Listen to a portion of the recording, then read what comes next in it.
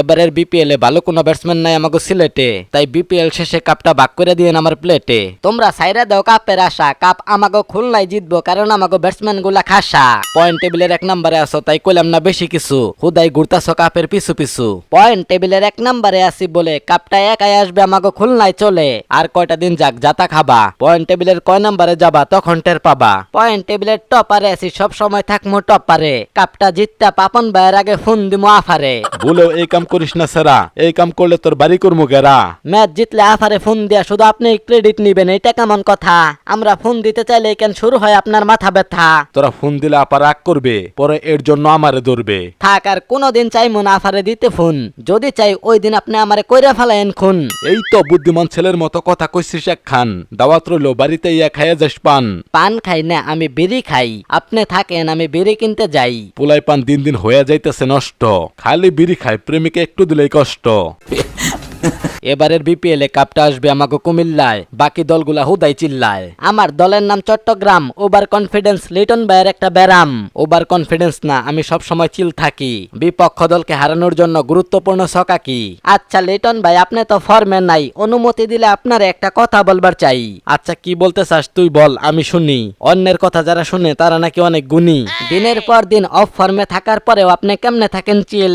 Team management আপনার গারে মারে না কিল? মুখ সামলায় কথা ক, কুমিল্লার অধিনায়ক আমি বেডা, আমারে কিল দিব কেডা? এই লিটন এখন বাঘ, নিজের ডুল নিজে পিঠার, সেই জন্য উঠে রাখ। ঠিক আছে পাপন কাকু, আমি বিদায় নিলাম। এবারের কাপটা কুমিল্লায় জিতবো কইয়া গেলাম। এই সব চাপাবাজি বাদ দিয়া তাড়াতাড়ি ফর্মে ফিরে আয়, না হলে কিন্তু জাতীয় দলে টিকে থাকা তোর জন্য হয়ে যাবে দায়। ঠিক আছে পাপন কাকু, আমি আমার সর্বোচ্চটা দিয়া করমু টেরাই। আমি আর কখনোই নিজের নিয়ে করমু না বড়াই। Thank you sir. এতে ধন্যবাদ দেওয়ার কি আছে? জীবনটা বড়ই অদ্ভুত, কই থেকে কি হয়ে যায় বলা মুশকিল। এখন মাঠে নামলে আমি বলি চোখে দেখি না, আপনি চোখে দেখেন না, আর আমি চোখে দেখে কি চুলটা ফালাইলাম। যাই হোক সাকিব ভাই, আপনার চোখ এখনো ভালো হয় নাই। ওষুধ পাতি খাইতেছি, দেখা যাক কি হয়। তবে পরের ম্যাচে ব্যাটিং এ নাইমা চোখ বন্ধ করে ব্যাট চালামু। চোখ খোলা রাইখা ব্যাট চালাই এই রান পাই না, আপনি চোখ বন্ধ রাইখা ব্যাট চালাইলে কেমনে রান পাইবেন? আরে বেটা, যে পারে সে সবই পারে। কি আর কমু, চাপার উপর দিয়ে আর 1-5 গেলেও আপনার চাপা কমবে না। এইসব কথা বাদ দিয়া প্র্যাকটিসে যা, প্র্যাকটিস কর মন দিয়া, যাতে করে প্রতি ম্যাচে 10টা রান করে করতে পারিস। সবার অঙ্ক মিলে, কিন্তু আমার অঙ্ক মিলে না। গত বিপিএল এ মেহেদী মিরাজ দুর্দান্ত খেললো, কিন্তু এবার তো পোতাইয়া গেছে। কেবল তো গেল 4টা ম্যাচ, সময় মতো আমি ঠিকই জ্বলে উঠমু।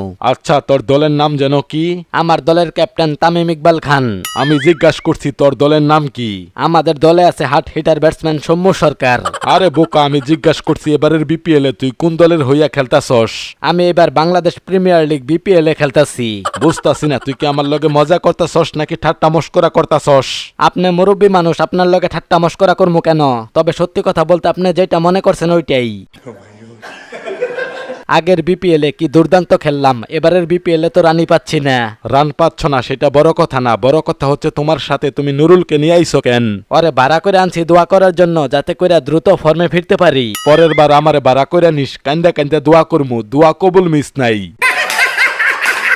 তো যাই হোক গায়েস, সবার পক্ষ থেকে আমি বিদায় নিচ্ছি, ইমরুল কায়েস। ভালো থাকবেন, সুস্থ থাকবেন সবাই। নির্বাচকরা এবার আমার জাতীয় দলে না নিলে তাদের কইরা দিবেন জবাই। চেষ্টা মনের সহজ কত চেষ্টা করছি।